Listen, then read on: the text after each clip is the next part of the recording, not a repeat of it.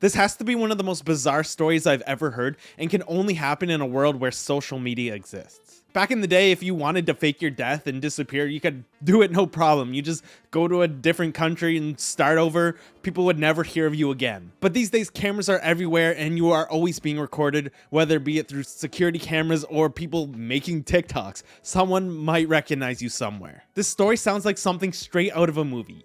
It started off as a pretty straightforward story. Ryan Bogard, a married father of 3, told his family he was going to go fishing about an hour away from his home in Wisconsin. A bit of subtle foreshadowing there, like this guy's clearly not a big fan of his family. Like, aren't dads supposed to take their kids fishing? It's like a trope I've seen in every single movie and TV show I've ever watched. Maybe that's not really true though. The last communication anyone had with him was when he called his wife saying he was on his way back to shore while on his kayak.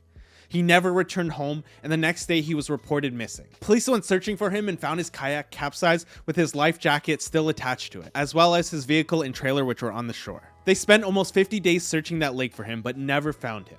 They used every available method like cadaver dogs, sonar equipment, but there was no sign of him at all.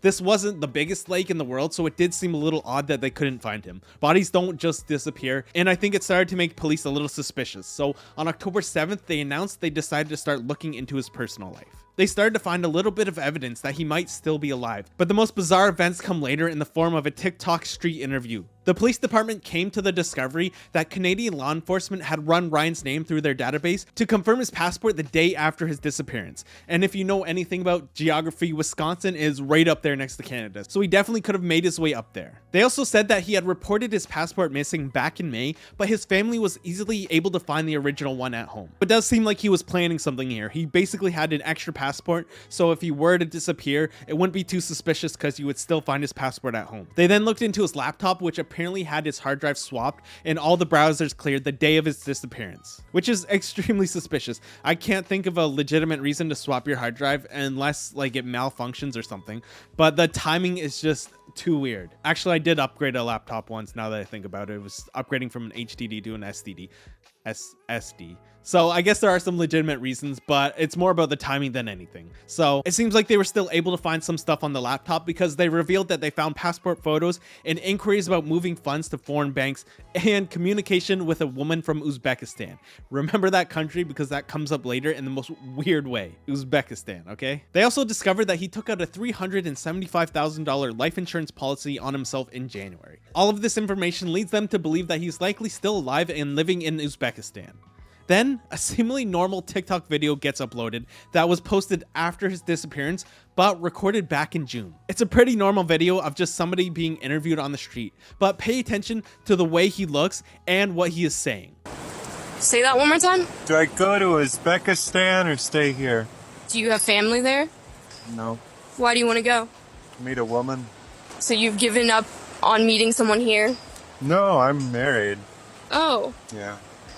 but you want to find someone else? I'm trying to find a companion that I'm content with.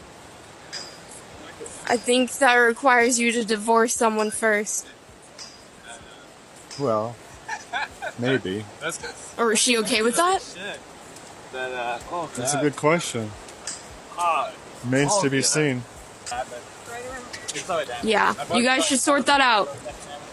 That's the advice. Yes, you need to figure out where And if that's what's not going on. possible, Why is it not possible? indecision.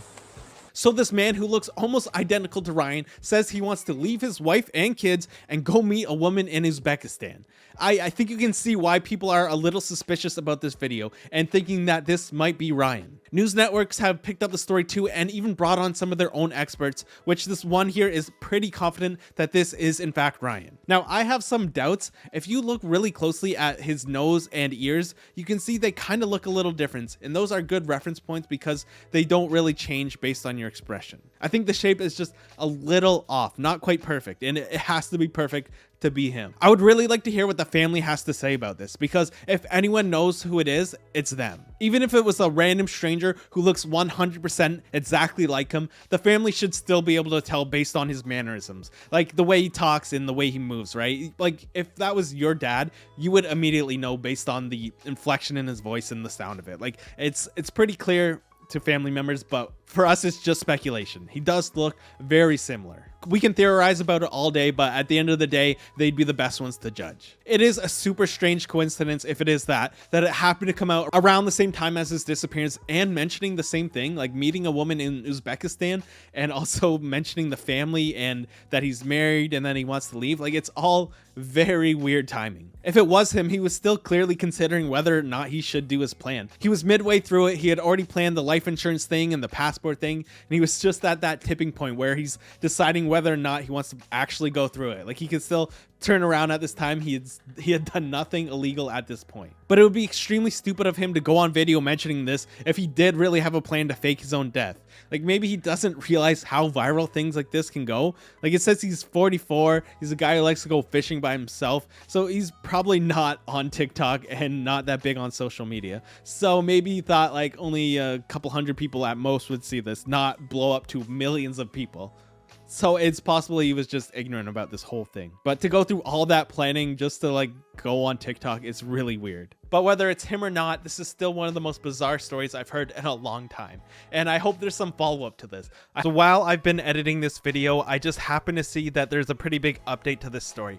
So he sent a video of himself to the police, just basically telling them that he is in fact alive. He did fake his death.